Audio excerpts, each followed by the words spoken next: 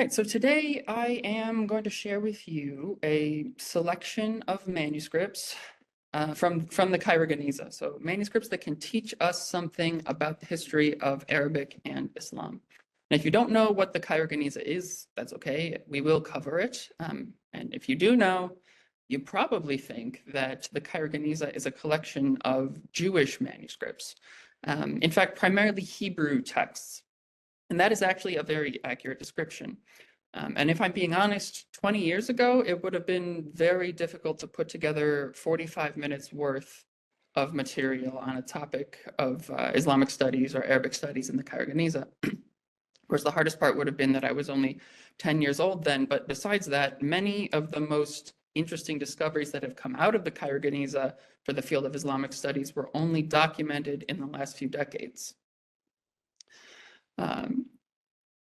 So right out of the gate, what do I mean when I say the Cairo Genizah? We can start answering that question just by asking another question, which is, what is a Genizah? And a Genizah is a Hebrew word from an ancient root meaning storing up or hiding away. And a Genizah is a hidden space that Jewish communities use to store sacred texts, especially manuscripts like Bibles, prayer books, that have something like the holy name of God written on them in Hebrew, and thus cannot be thrown away like regular rubbish. And when such texts reach the end of a usable life, they've been well loved and worn out and too damaged for continued use, rather than just throwing them away, Jewish communities will deposit them into one of these hidden spaces, one of these genizot, the plural of Genizah. And this is to protect the name of God from being profaned in some disrespectful manner. And for many Jewish communities, the expectation is that the Genizah will be emptied out periodically by rabbis, for example, in a synagogue, that may have its own Genizah, and then given a proper ritual burial. Many Genizot are in fact found in cemeteries. There's a cemetery in Cairo called the Basatin Cemetery, which is the source of many of the manuscripts that are part of the Cairo Genizah corpus. That said, the main body of the Cairo Genizah, at least as the collections we have today, came from the Ben Ezra Synagogue, which is the synagogue of the Rabbinite community in medieval Cairo. And the fact that it's in Cambridge, as you can see from the picture on the screen here, and then the man in the center looking very puzzled over them, is an interesting story that has been told many times, and I won't go into all of the details here, just a few. First, that man in the middle is Solomon Schechter, who was the reader in rabbinics at the University of Cambridge in the 1890s. He was one of the only Jewish scholars in the history of Cambridge at that point. And he was working with the university library to expand their Hebrew manuscript collection. And what he would do is he'd go and meet with antiquities traders, people who could source manuscripts from Egypt and Palestine and elsewhere in the Middle East, and then they would offer them to the university library. Schechter would examine them, decide what was worth purchasing and what needed to be sent back, and that's how they grew their collection at the time. But over the course of the 1890s, more and more manuscripts were coming out that were clearly from medieval Jewish communities and seem to have been centered around the Cairo antiquities market. And there was clearly some central source from which these were disseminating. So Schechter put together some money from one of his Cambridge benefactors, went to Cairo and visited the Ben Ezra Synagogue. And in it, he found the Ben Ezra Synagogue's Genizah chamber. He was shown this by the local rabbi, Raphael Shimon, who told Schechter that he could go inside and he could take whatever he liked out of it. And this Genizah chamber was a hidden room in the Ben Ezra Synagogue that held, at the time, somewhere between 300 and 400,000 manuscript fragments. So this was a pretty big promise that the Cairo's Jewish community was making to Schechter. Famously, Schechter said, "In fact, I liked all and he packed up as much of the 300,000 fragments as he could, somewhere around 100,000 initially, into crates and mailed them to Cambridge, where they sat at the university library for about half a year before he returned and started sorting through them.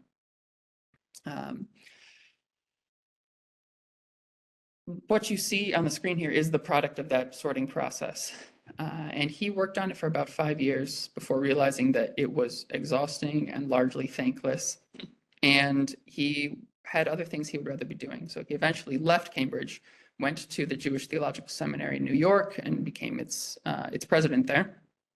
And all of these boxes that you see were then put into the attic of Cambridge University Library, with the majority of them unsorted, unidentified. So the idea of exactly what the Genizah wasn't even known in the early 1900s, other than there were individual manuscripts coming out of it that completely redefined our understanding of medieval Jewish history. There's, for example, there's autographed manuscripts by Moses Maimonides, the famous legal scholar and probably the most famous Jewish philosopher of the Middle Ages. There's lots of text responsa about the day-to-day practice of Judaism in the Middle Ages, especially in Egypt and in Arabic-speaking lands. There's manuscripts about the trade and the movement of Jews across the Mediterranean and the Indian Ocean. All of this has been the focus of Genizah studies since Schechter brought all this stuff back around 1900. But there are some misconceptions. One of them is that this is not an archive. I don't know who said it was an archive, maybe in the title of something, but it's not a Jewish archive. A Genizah is in fact quite distinct from an archive in two important ways. So the first is that an archive implies some sort of organization. So things that people have consciously chosen to save by putting them in a certain place in relation to other things. So the Bene Ezra Genizah chamber was not this. Everything inside was piled up haphazardly in heaps that crunched beneath the feet of workers moving around inside. And that kind of leads into the second feature of an archive that is different from a Genizah, which is that an archive has retrievability, or at least items are placed into archives with the theoretical idea that they will remain there until such a time as someone wants to consult them again. This is not the case for a Genizah. When a text goes into a Genizah, the expectation is that it will never be read again. So a better word that we tend to use is repository. It is a place where things were deposited, not with any expectation of them being retrieved. And for that reason, it's anything that was put in there, no one thought it would be read again. And in the Genizah, we have all sorts of things that we would not expect in a religious archive, so to speak, because anything with the name of God written on it was worthy of inclusion. And at the time, in the medieval period, you write a letter in Arabic or Judeo-Arabic, as the case may be, and it starts with Bismillahir Rahmanir Rahim. In the name of God, it has the word God on it. It has to go in a Genizah. You cannot throw it away. And this is the case for many, many Arabic texts, and just about anything in day-to-day correspondence or in official documents would quote the Quran or quote the Bible. And all of these things had to be kept safe in a Genizah.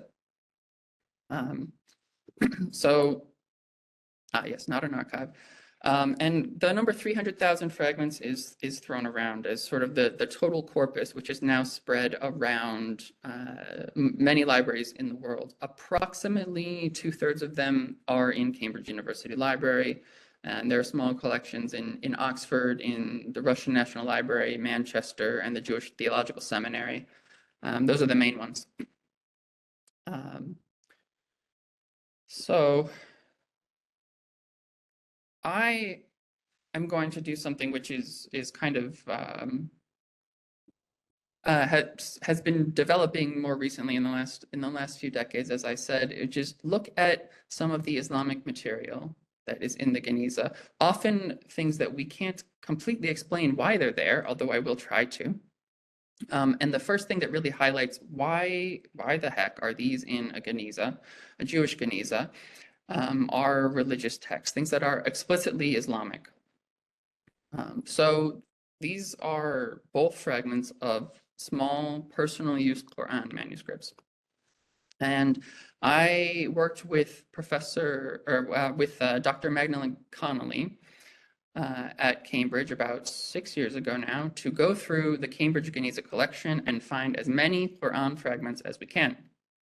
And we found pieces from about 25 different manuscripts, almost all of them being very small, nowhere near the size of the big model mosque Quran copies that you would find, but rather almost miniature books, sometimes literally miniature books, only 2 or 3 inches across, that could be easily carried in a pocket. So you can see the scale that I'm talking about here. This is the actual size of this fragment, which contains 6 verses of the Quran, relative to a €5 note.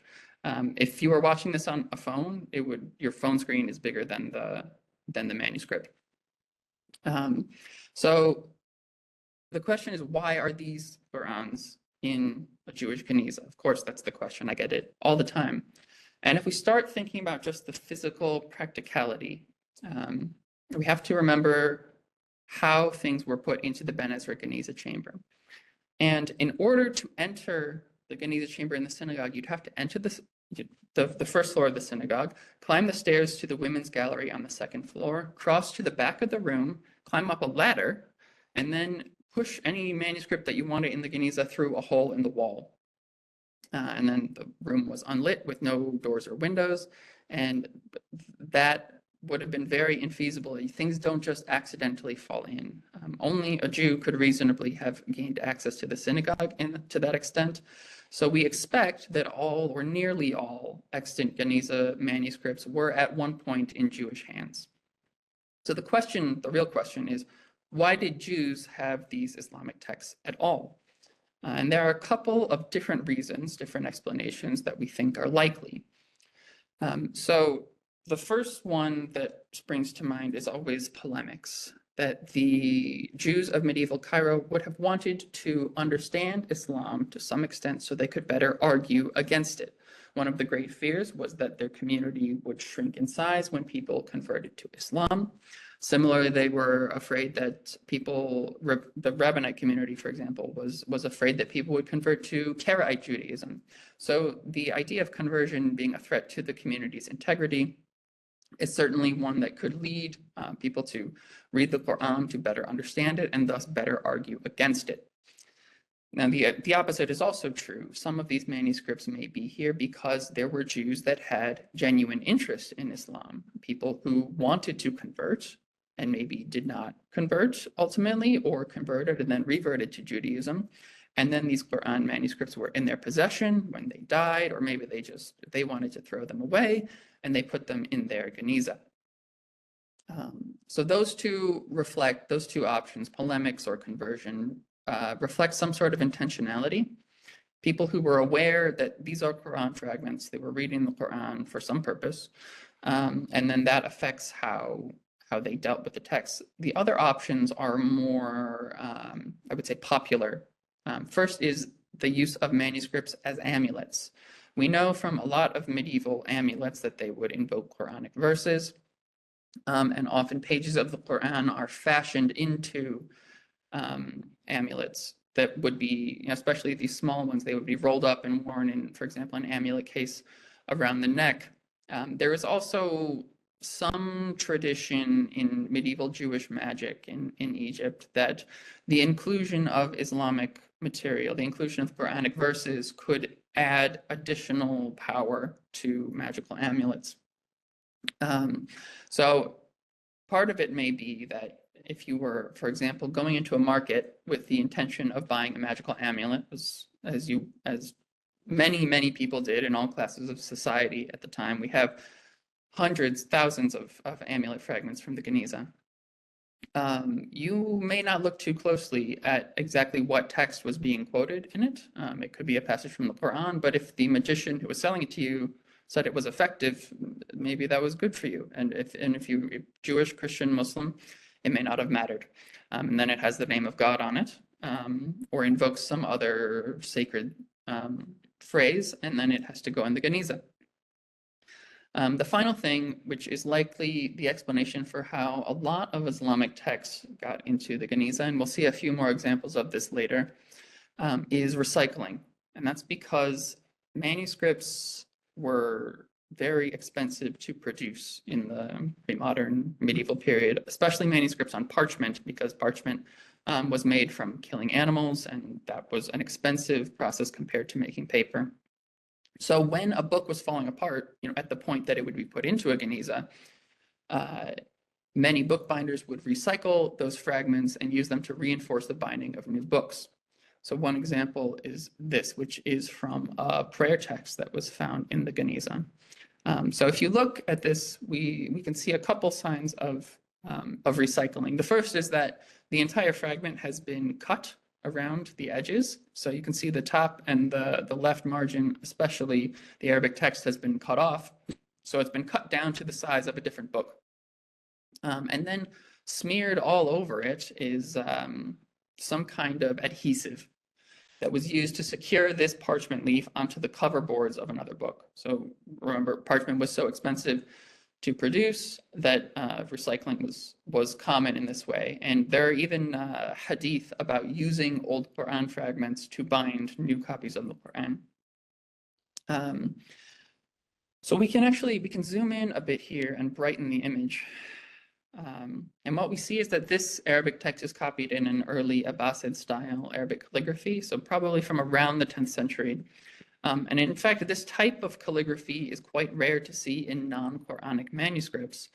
And yet the text here is identifiable as part of a dua, so an Islamic prayer of supplication that is first attested in Shi'i sources from the 13th century, maybe the 12th century. So that makes this fragment the oldest extant version of this particular prayer by a few hundred years at least, which I think is pretty cool. And it's also worth mentioning that later medieval sources, those ones from the 13th, and then there are some again in the 15th century, attribute this prayer to the Caliph Ali in the 7th century. So this fragment is the closest extant copy in time to that. And I would not be surprised if there are other fragments of Muslim prayers in the Genizah that are the oldest extant version of them. So we expect, of course, that this, if it is a Shi'i prayer book, that it's from the Fatimid period, the Shi'i government. But moving on from explicit religious texts, the Genizah contains a lot of documents from known rulers in Islamic history, Fatimid rulers and Ayyubid rulers especially. And one of those Ayyubid rulers is Salah ad-Din, so known in English as Saladin, who ruled as the first sultan of Egypt in the 12th century. Now, this fragment, this manuscript, has the typical format of a petition. So it's a long paper in what's known as a rotulus format. And that means it's much taller than it is wide. It's the opposite of a scroll, which is much wider than it is tall. So you'll notice that the Arabic text in the center is overly large with wide spaces between the lines. And this was considered a sign of respect to the ruler. So this is a petition meant to be sent to Salah ad-Din. And you didn't want the caliph or his secretaries to have to squint while he was evaluating your case. So all citizens of Ayyubid Egypt, regardless of their religion, had the right to petition the caliph for legal rulings. And this one in particular is from a Jewish man named Abdul-Baqi. And Abdul-Baqi was a tax collector who was working on behalf of the Ayyubid government. And his job had made him unpopular with his friends and family. So he was asking if Salah ad-Din would let him stop being a tax collector and go do something else. And we know that Salah ad-Din heard this case. Most likely someone read it aloud to him in his court, and he made a decision on it. And we know this because the court secretaries recorded the result on the back. So they note in Arabic that Salah ad-Din denied Abdul-Baqi's request, ruling that because he had experience as a tax collector, he could not avoid this service to the state. So then the question is, why are these documents preserved in a Jewish Genizah? Marina Rusto has done excellent work on this topic, particularly for Fatimid era documents in her book, The Lost Archive, because while the Genizah itself is not an archive, it does preserve many documents from government chanceries that did not keep their own archives. And this is because the Fatimids and Ayyubids, rather than keeping a state archive, they would discard or probably sell off old documents as waste paper that people would then recycle for other writing. And you see all over this fragment, especially the right margin and on the bottom, it's all in Hebrew script. And I think it's an essay on the calculation of the calendar. It's was used just by a Jew in the community of Fustat in Cairo, regardless of what the rest of the text said. And again, this is just showing the recycling culture that existed in medieval Cairo. So that is a very famous example, but there's another good example of this recycling process. So if you see here, the Hebrew text is running vertical. I've reoriented the page, and the Hebrew text is religious poetry. But the paper was originally used for a fiscal document from the Ikhshidid dynasty, and that's the sort of messy Arabic script that's running horizontally. The Ikhshidids ruled Egypt in the 3 decades prior to the Fatimid conquest in 969. And this document dates to 940, 941 CE. So it mentions 2 key figures in Ikhshidid history. And the first is Muhammad ibn Tulj al-Ikhshid, also known as the Ikhshid, for his role in founding the dynasty in 935. The second figure named in this document is a man called Abul Misk Kafur, who was an enslaved black servant, most likely from Ethiopia or Nubia, who served in the Ikhshidid court. And Ibn Tulsh recognized that Kafur was highly talented, freed him, and set him to work as a diplomat and a military commander.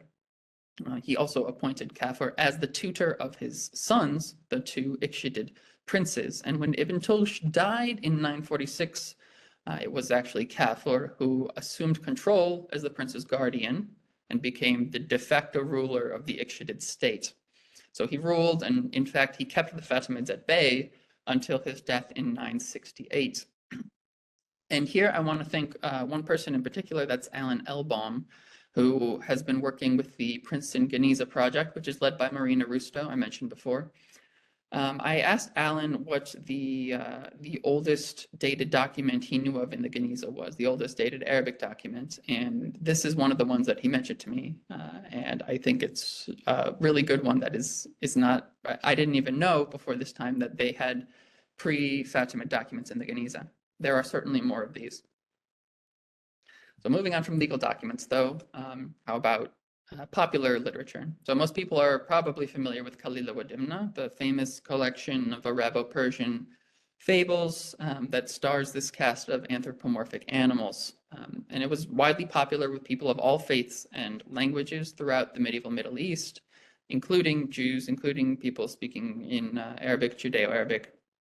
So the picture on the right here is a very famous Cairo Genizah image, and it's often chosen for promotional materials and book covers, and showing a lion speaking with his wise lioness mother. It's one of 2 illustrated copies or illustrated pages from Kalila wa Dimna in the Cambridge Genizah collection. It probably dates to the 13th or 14th century. The other one, the one on the left, is earlier and smaller, probably from around the 11th century. And as you can see, it's not quite as masterfully illustrated, although this is the story of the rat and the raven, and I think tortoise. There should be a tortoise in the space that's torn off. So one of the interesting things about Kalila wa Dimna in the Cairo Genizah is not just that it's evidence that Jews were interested in reading popular folktales. A couple of years ago, one of my colleagues at the Genizah Research Unit in Cambridge, Muhammad Ahmed, discovered a copy of Kalila wa Dimna in Judeo-Arabic, which is Arabic language transliterated in the Hebrew script for the benefit of Jewish readers. And this shows that Jews were actually engaged in copying Kalila wa Dimna to disseminate it farther within Jewish communities. That's how popular it was. And Muhammad published his discovery of this manuscript, which you can read in open access, this article here on the screen. And he is also now leading an ERC project called Arabic Poetry in the Cairo Genizah at Trinity College Dublin, and they continue to find things like this, classical Arabic poetry that have been copied into Judeo-Arabic, including some poems that are not extant anywhere else, which shows that Jews were speaking Arabic and directly engaged with the popular culture of the time in fables and folk tales and poetry. And these texts are preserved nowhere but the Cairo Genizah. So the repackaging of classical Arabic texts into Judeo-Arabic highlights the flexibility of Arabic as a language of cultural exchange for all sorts of genres during the Middle Ages. And it also means that occasionally the Genizah preserves Judeo-Arabic copies of classical Arabic texts that have otherwise been lost. So Hunayn ibn Ishaq is a famous name, of course. He was a leading figure of the so-called translation movement. He was a Syriac Christian, actually a native Syriac speaker, but also spoke Greek and Arabic, and used those skills to translate texts from Greek into Syriac and then into Arabic, especially classical texts, of course. And based on medieval book lists, we know that Hunayn wrote a grammar of classical Arabic called Ahkam al-I'rab ala madhhab al-Yunaniyin, so the rules of inflection according to the school of the Greeks, which sounds like it has the potential to be an invaluable source for the history of the Arabic grammatical tradition. People are always arguing about whether or not Arabic grammatical tradition is related to the Greek grammatical tradition, to what extent, what did Sibawayh know of the Greek grammatical tradition, etc. So for centuries, 1,000 years, this book was thought to be completely lost. Until about 5 years ago, another Cambridge colleague of mine, Nadia Vidro, discovered several pages from this manuscript that's on the screen now, which is separated. There's a few pages in the Cambridge Genizah collection and more pages in the Jewish Theological Seminary in New York. There's sure to be other pages elsewhere in the Genizah, but this is that text, Ahkam al-I'rab, by Hunayn.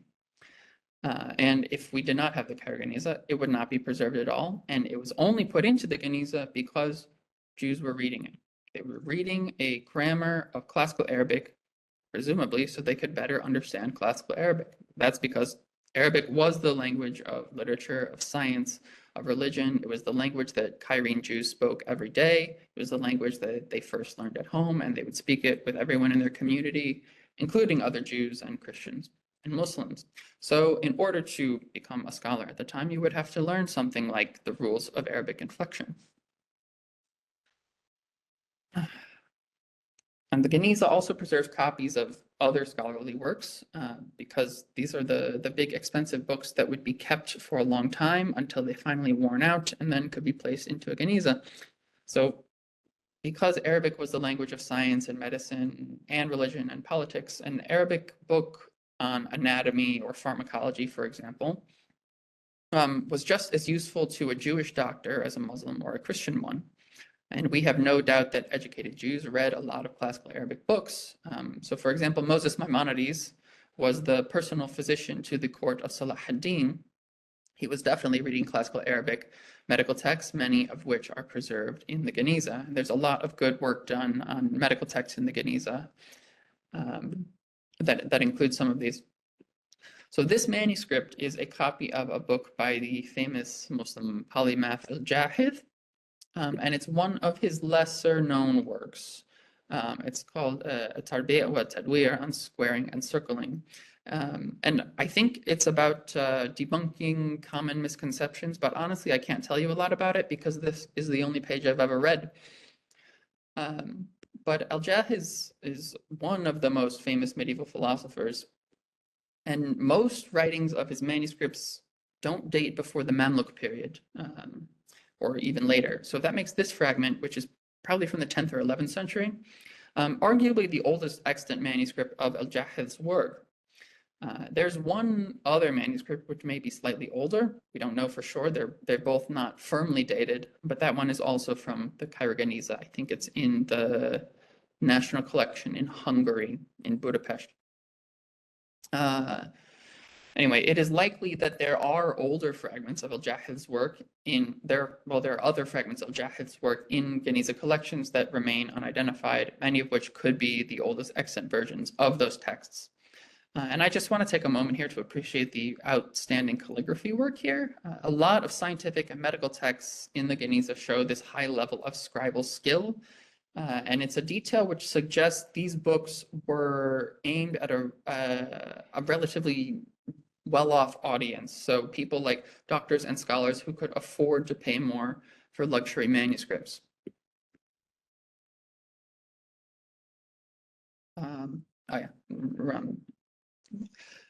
The other fragment that is maybe a little bit older was published by Anne Behord in 2012, Arabic documents from the Cairo Genizah and the David Kaufman collection. All right, so here's another example of a scholarly work, and this one is actually quite close to my heart because I spent a lot of time trying to figure out exactly what it is and why it's important. So this is another product of the translation movement. This is a text called The Introduction to the Art of Geometry, and it was produced by Qusta ibn Luqa, who was another Christian translator, a Melkite translator, who worked in the 9th and 10th centuries to translate Greek texts into Arabic. He actually traveled to the Byzantine Empire, collected the oldest Greek manuscripts he could, and came back and translated them in Syriac and Arabic. And this text is based on his knowledge. It's not entirely a translation, but it's based on his knowledge of geometry from Greek sources. So that's already pretty interesting. And the calligraphy, again, is gorgeous. And I want to point out here that this is a style known as a Maghribi script. So from the Arabic word for Western that we expect comes from Northwest Africa or Southern Spain. And you can identify these scripts by the big, long looping tails that they have that hook all the way up back to the baseline. So it suggests that this manuscript was produced in the Western Mediterranean. On the other side of the page, from what we were just looking at, the owner of this book wrote this note, which says, belonging to Ali bin Muhammad bin Ahmed al-Ansari, known as al-Qushubri. And I can hear you thinking, well, who the heck is that guy? He's not anyone who's particularly famous, but he's not completely unknown either. So the key piece is his nisbah, the name al-Qushubri, which here means someone from Qushubra. And I can hear you thinking also, now, where is Qushubra? I've never heard of that. If we look in Yaqut al-Hamawi's Dictionary of Countries, Mu'jam al-Buldan, he says that the town of Qushubra is near Toledo in Spain. And there is one notable scholar from Qushubra who Yaqut names, and it is someone who specialized in geometry, and his name was Ali bin Muhammad bin Ahmed al-Ansari, the exact same guy who signed our Genizah manuscript. And of course, lo and behold, this manuscript is a book of geometry written in exactly the script style that we would expect for Al-Andalus. Now, Yaqut also says that this guy, Al-Qushubri, heard hadith in Isfahan and transmitted it in Bukhara and Samarkand. We also have evidence from a book of certificates of people who heard Quran, who heard hadith recitation in Damascus, that Al-Qushubri was in Damascus at the end of the 12th century. He heard hadith there, and then presumably he transmitted it farther east when he went to Isfahan and then Bukhara and Samarkand. Also, this book, which he most likely acquired when he was in Toledo or near it, just given the script style being an Andalusi style, the book somehow got to Cairo.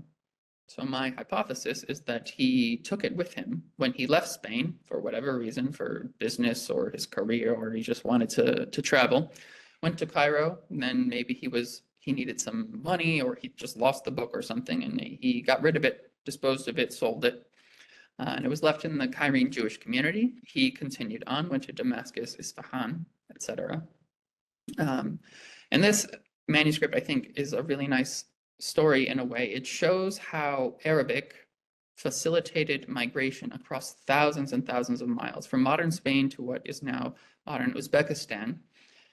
It's very likely that al-Qushubri traveled from Toledo and spoke Arabic the entire time. No matter where he went, he would be able to communicate with scholars, anyone educated, in the same way he was about hadith or geometry or whatever it was. And that language removed any barriers to travel that he would have had. And it's possible he even went to Samarkand specifically seeking out a center of knowledge and culture, as it was a famous city even in Spain. Right, so you've probably noticed by this point that most of the manuscripts that I've showed you are not in the greatest shape. They're all torn or stained or faded to the point where they can border on illegible.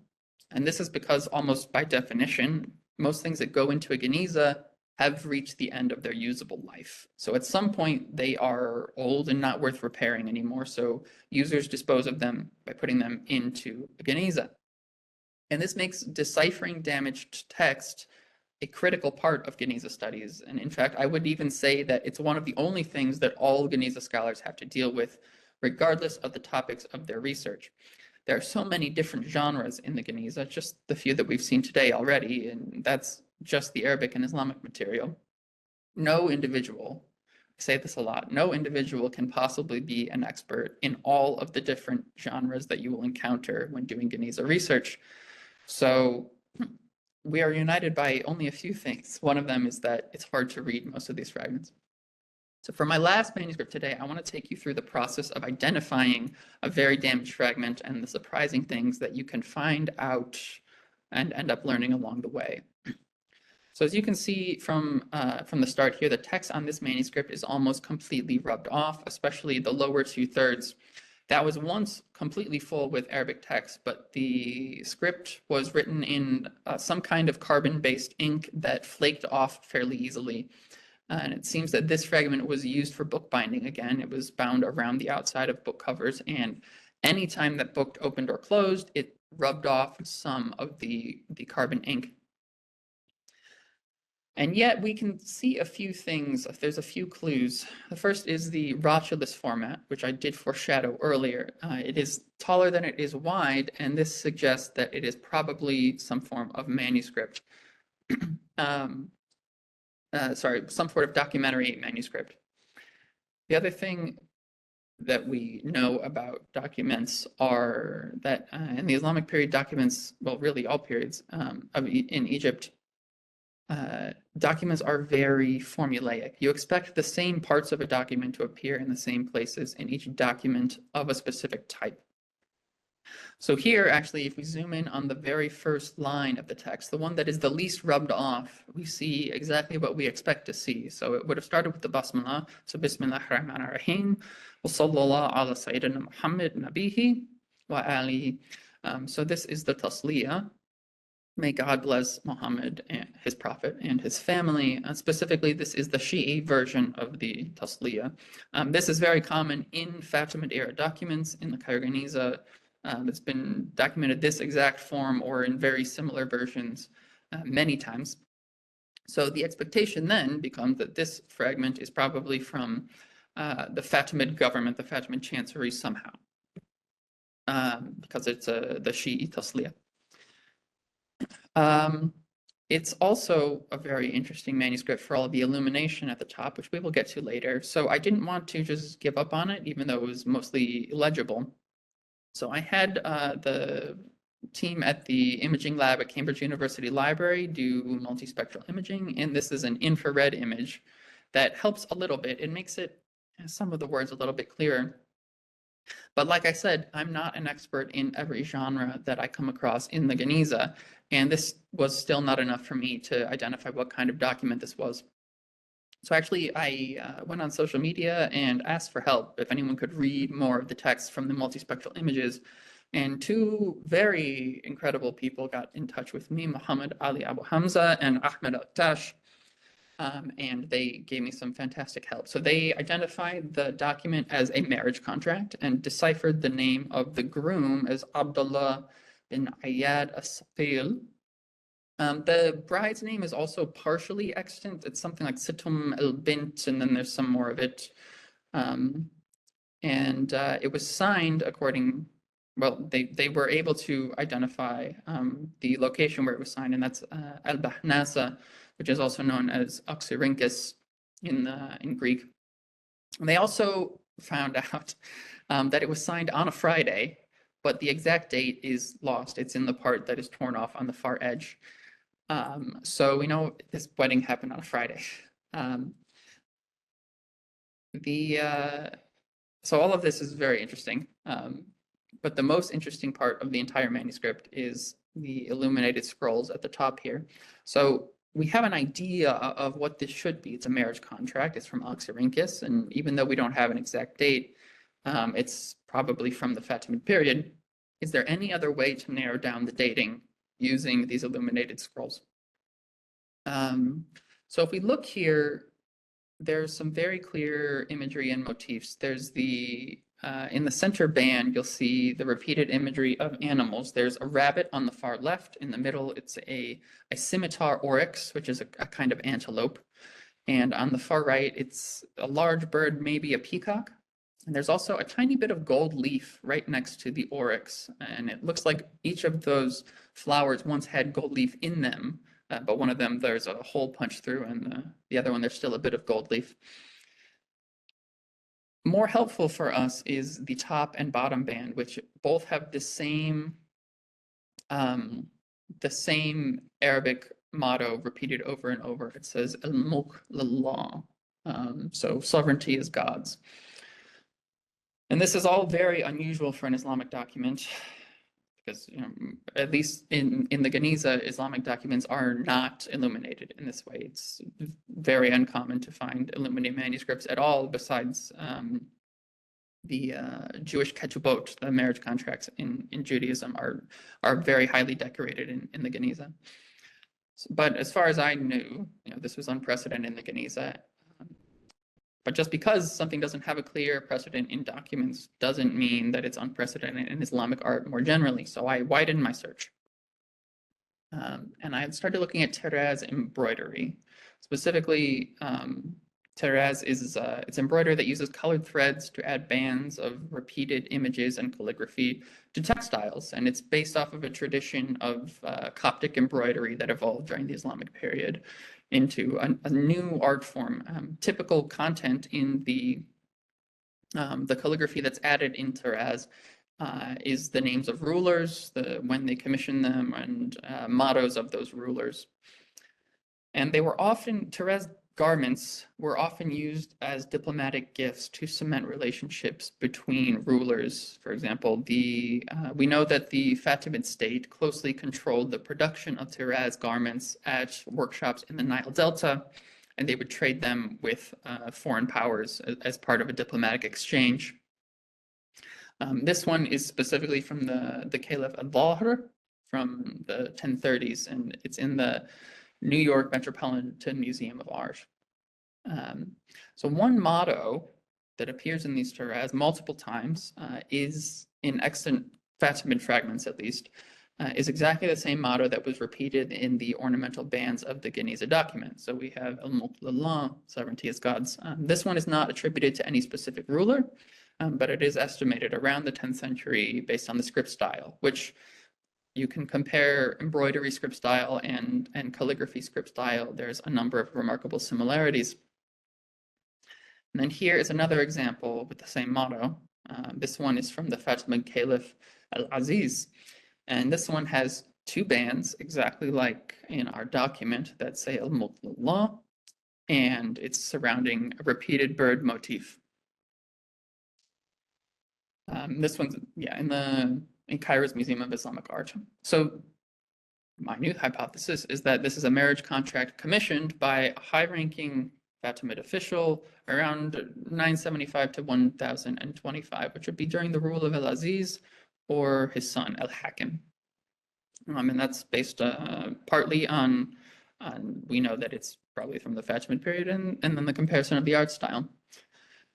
We still don't know exactly who or when, but it's clear that the scribe was aware of popular Tiraz textile motifs used at the highest level of government and intentionally recreated those techniques in a different medium. And this raises new questions about relationships between scribes and embroiderers and other craftspeople in medieval Egypt.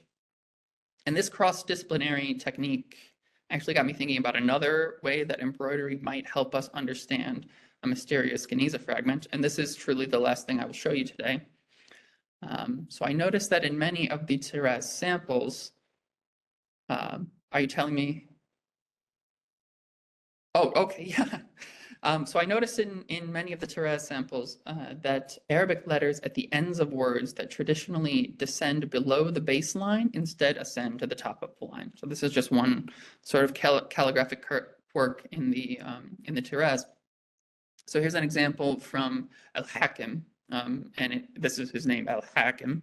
And you notice the meme at the end doesn't fall below the baseline, but instead it extends upward. I assume this is easier on the embroiderer because it keeps the profile of the band narrower. So Al-Hakim was the son of Al-Aziz, who we saw before. And there's this other Genizah fragment, which has people have been suspicious about for a while. And it is a stamp made from a carved wooden block and put on the back of a tax receipt. And it says Al-Imam Al-Hakim with the same phenomenon here, the final meme rising up to the top of the line. And people have speculated, although previously it was thought that this was impossible, that this actually is the seal of the Caliph Al-Hakim, or at least someone in his chancery who was stamping this particular tax receipt. I'm fairly optimistic based on the comparison with the Tiraz known from the same period, the same guy. It's hard to see who else Al-Imam Al-Hakim would refer to. And it's sort of the right place at the right time. It's the right style. So I think that this is genuinely a stamp used by Al-Hakim or one of his secretaries in the chancery. And I wrote about this whole saga in last year, which you can find just by Googling. Anyway, all of this stuff is really cool and often unexpected, and it's something that I don't often get to share with my colleagues in Genizah Studies because, for good reasons, most of them are focused on the history of Judaism in the medieval period. And there are so many Genizah manuscripts that have still never been identified, never even been read, and they're just waiting for experts in Arabic and Islamic studies to take a look at them. So with that, I thank you for your time and the invitation to speak today, and I look forward to any questions that you have.